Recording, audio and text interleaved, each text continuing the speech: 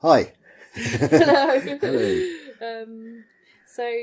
Hello. We were given this thing to do, which is to have a conversation about storytelling in the BDO, and I'm talking to Adam Sargent. And I'm talking to Amanda Hart.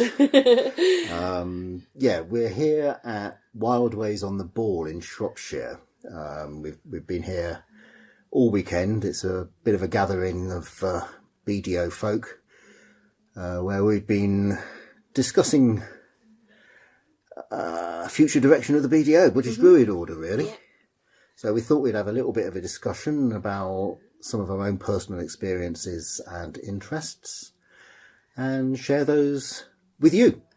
Yay. Our great listeners.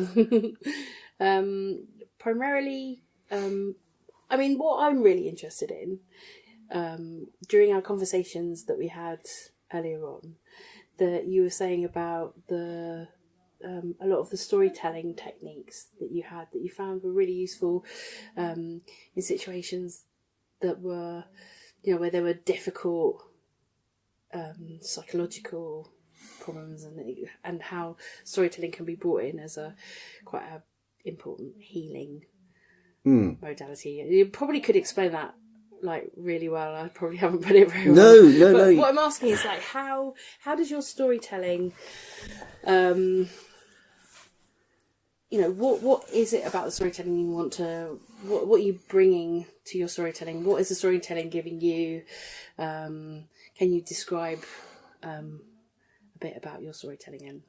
Well, I'm personally interested in storytelling as a traditional old tradition, yeah.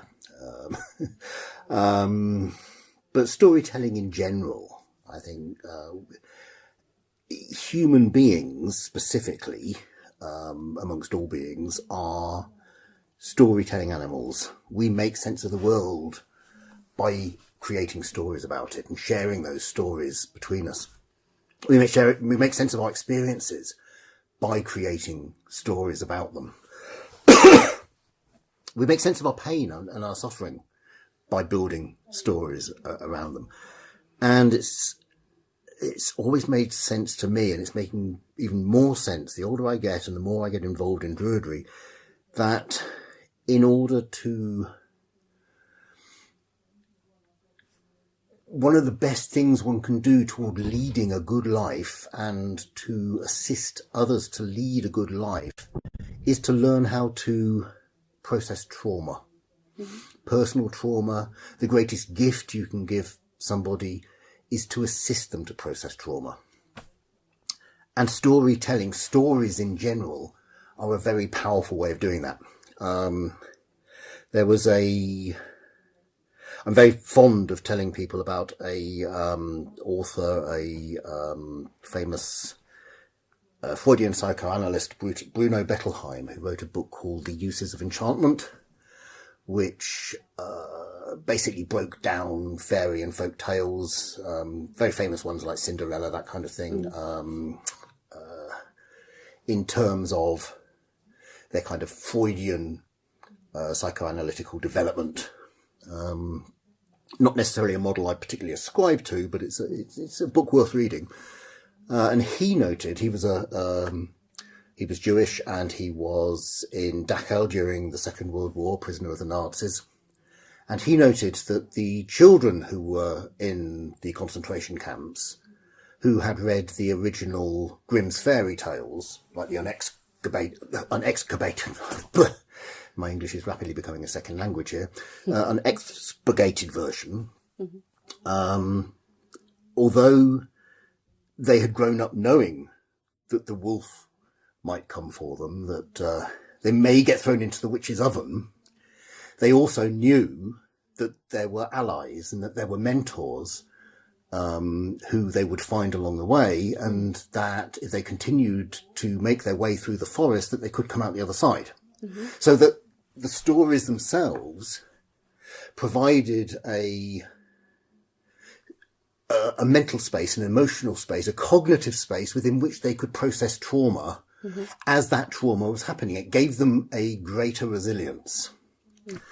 And I thought this was a very profound observation.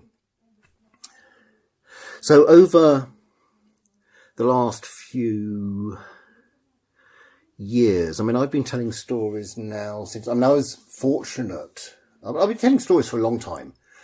But I've been telling stories in a actually get out there and work with audiences and people capacity probably for about just over 20 years. My wife bought me a didgeridoo shortly after we got married, because I always wanted to play one, and she bought me a little old cassette tape of how to learn circular breathing, and I spent 2 weeks listening to this tape, blasting on this didgeridoo, blowing through a straw in a glass of water, trying to get this circular breathing going. About 2 weeks I got it. So bless her, my poor wife had to listen to this kind of like horrible thing, but I got it.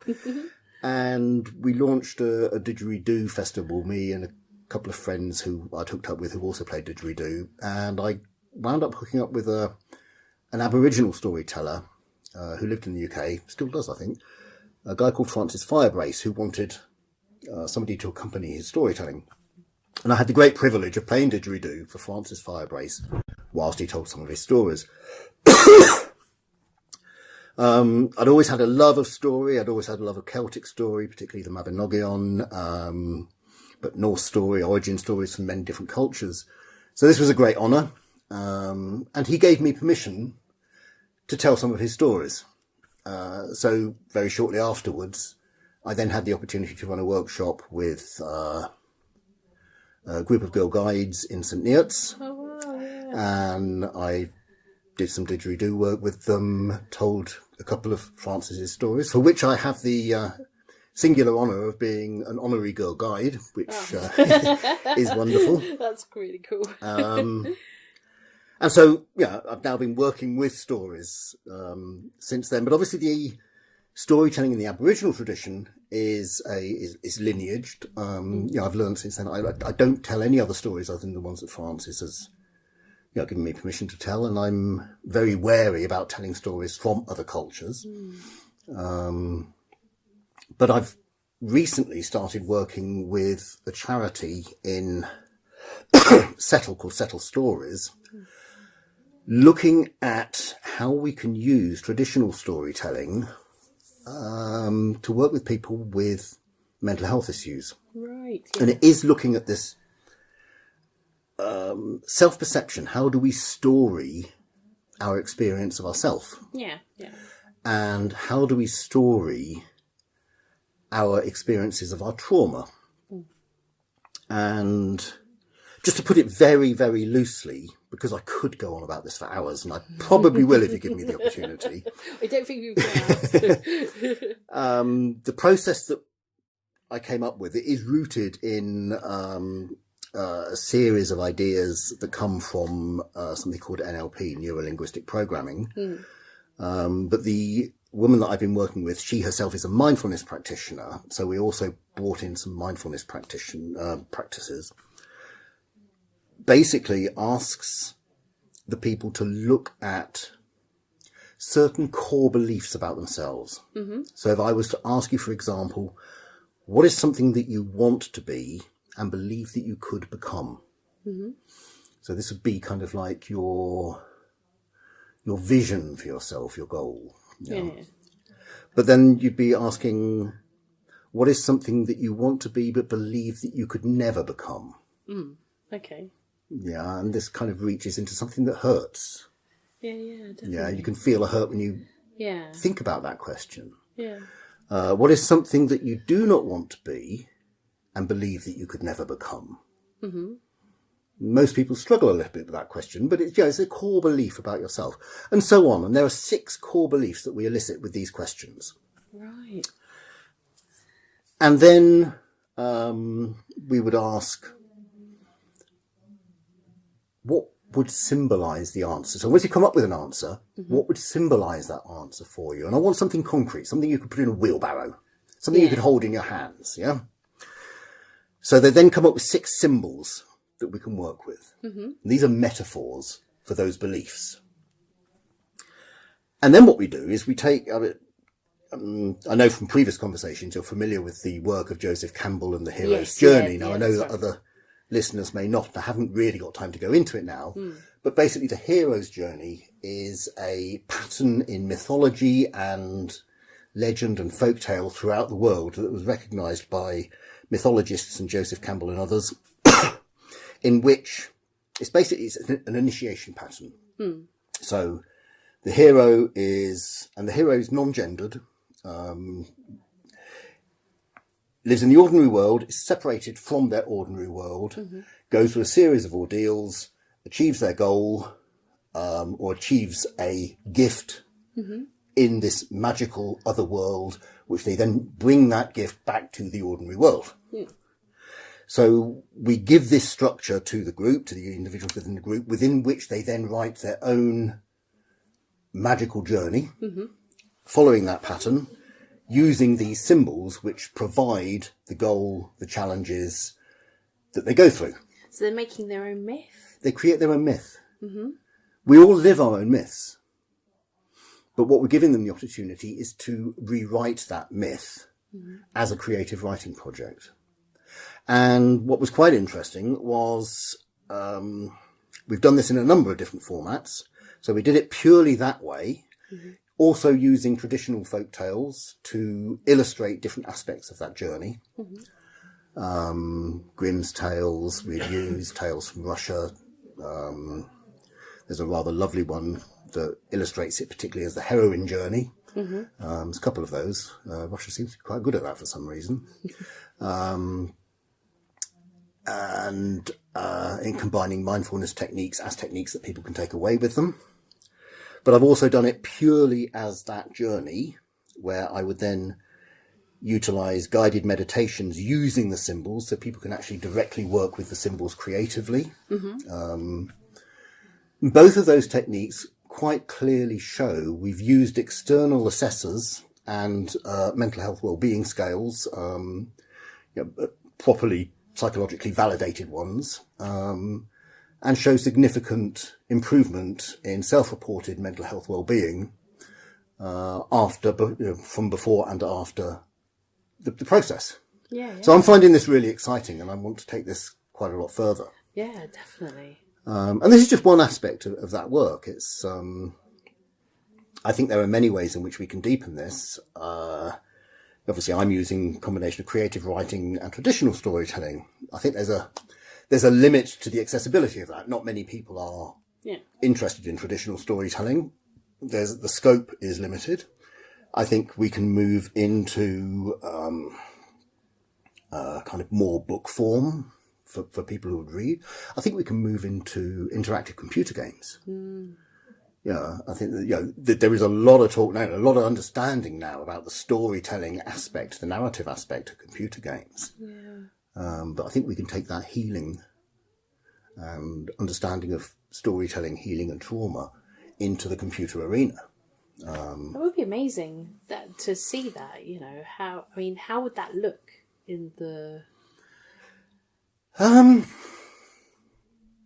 I've yet to quite finalise my thinking about that. I mean, at the moment, I've been doing work with interactive fiction, what back in the day we used to call text adventures, but it's become a little bit more sophisticated than you are in a cave, turn left, turn right. Dungeons and Dragons, these days you actually have a choice. Do you remember those? I used to get those books when I was a kid that you would be sort of like, you get to the bottom of the page and you would actually have, do you speak to the so-and-so or do you, it always involved a dragon, didn't it? I've recently done such a online interactive fiction for the same charity, but this involved Alice in Wonderland, and it was Alice's sister who's then chasing Alice in Wonderland, but she's quite angry with her. And she effectively goes through a similar set of ordeals in which she loses her anger and kind of she grows up. She loses a sense of her ego a child ego and becomes more of an adult. Right. Yeah. And so there are ways in which you can pace and lead. You can possibly use traditional story patterns and a hero journey pattern in which you can take people through. And similarly, you can just provide story patterns that give that space for learning to process trauma. That's amazing. Yeah. I mean, I was adopted, and I always resonated with the story of the Selkie bride.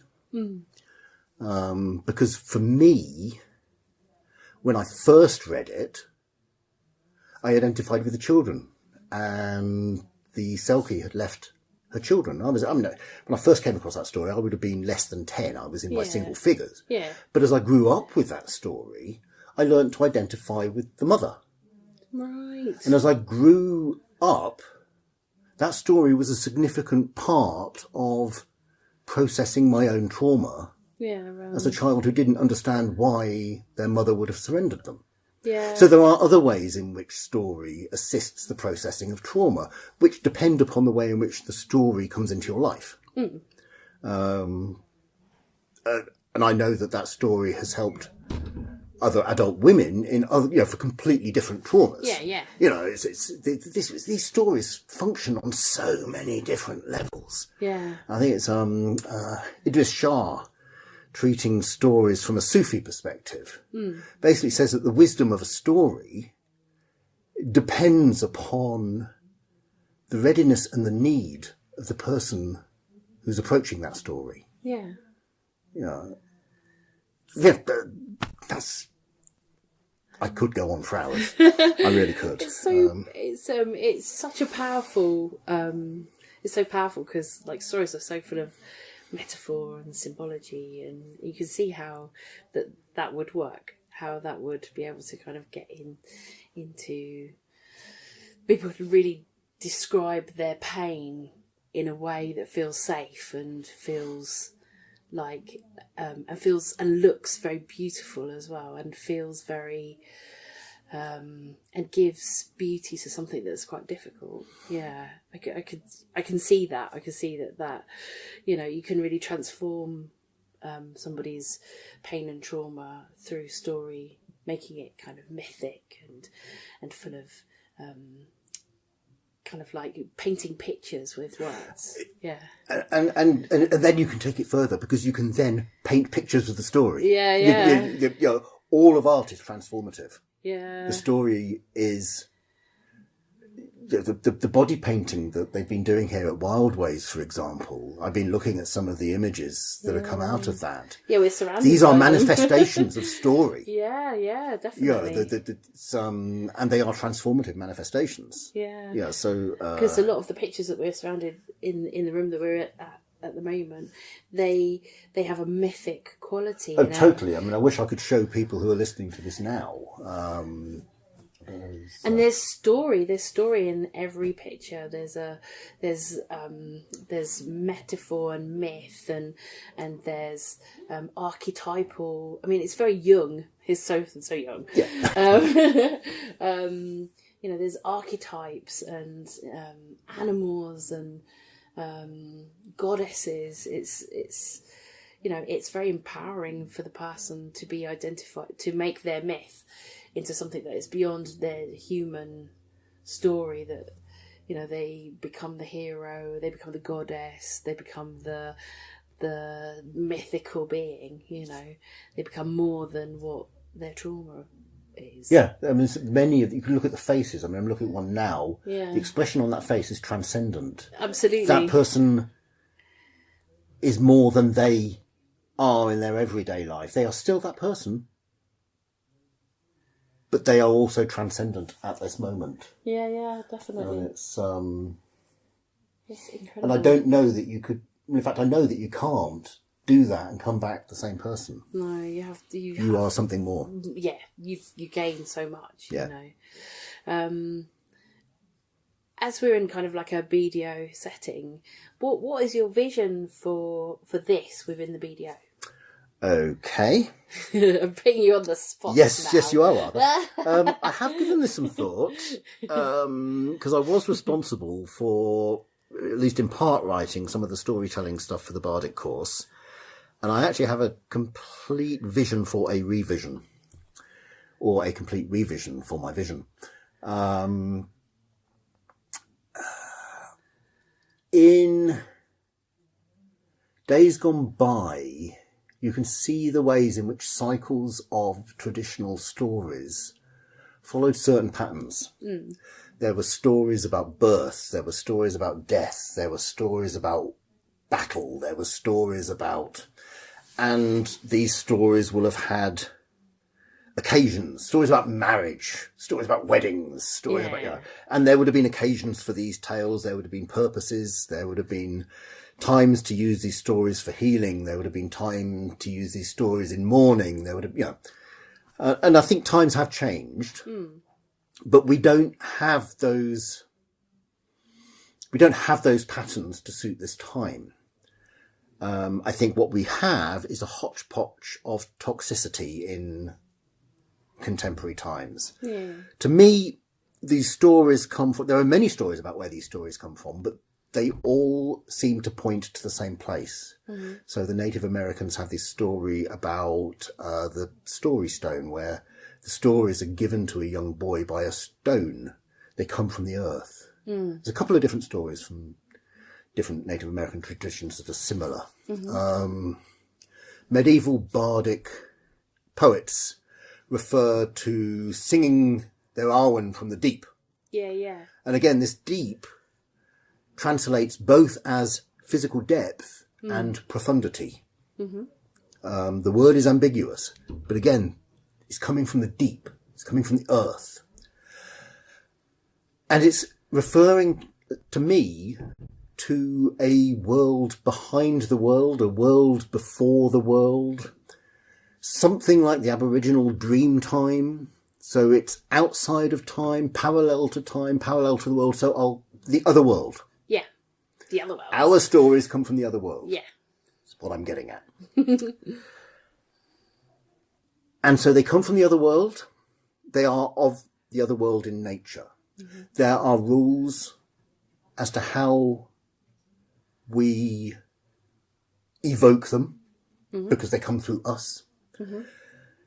And I think we have taken to breaking those rules. The myths and the legends that are out there in the world at the moment concern people like Trump. They concern celebrities. They concern... And there are rules about the way in which we return those stories to the other world, and we're breaking those. And I think this is part of the problem about the nature of the world. So this is where all of the ecological issues tie in. It's issues to do with power. It's issues to do with holding power to account. Yeah. And I see the BDO as having, in its wholeness, as having a place in all of that, holding power to account, repairing, seeking to return the balance to the earth, repairing the damage that has been done. Yeah. And I think storytelling has a role in that. Because the damage is the same on a different plane. Yeah. So and I don't want to work alone in this. I want to speak to others. I want to engage with others. But I see, how do we reestablish that pattern? How do we begin to reestablish an understanding of the rules by which stories are understood? Yeah. Yeah, maybe in this day and age, rather than thinking of stories of battle and stories of mourning and stories, do we think of stories of understand how, what are the important metaphors of transformation, metaphors of protection, metaphors of, and maybe we can build patterns of story around that. That's kind of where I'm at the moment. So I need to reach out to others and see whether that makes sense of how I revise my part of the storytelling aspects of the Bardic programme.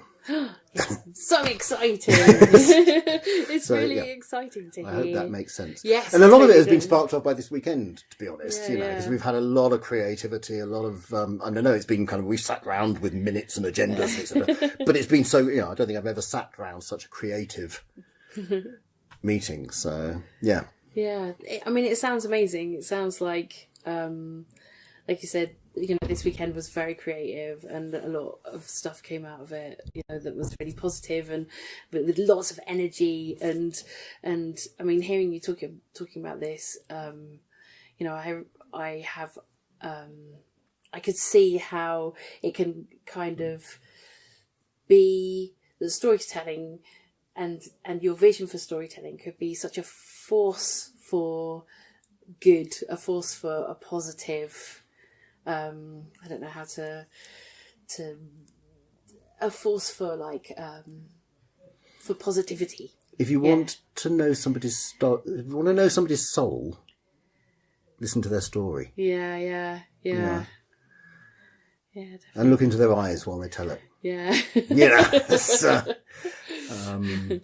And I think the BDO has a soul, a spirit. Yes, definitely. If you want to know the spirit of the BDO, listen to its story. Yeah. But we're writing that story now. Yes, definitely. No, telling that story now. A story isn't written because that fixes it. It's the story is emerging. Well, we are trying to create a living tradition that evolves. Yeah. And as you said, if we, at the moment, it's about kind of telling the story of the spirit of the BDO. And I think that storytelling can come through our courses and through the work that we do kind of alongside the courses and is told by all of us within the BDO and it's about giving time to tell the stories and giving time to listen to the stories and acknowledging the power of the community, which is the BDO, and acknowledging the power of the spirit of the BDO and everybody with it. And on that note, I really like to thank you for explaining the work that you've been doing and your bardistry, and I really look forward to seeing your project in the future. Thank you very much. Thank you.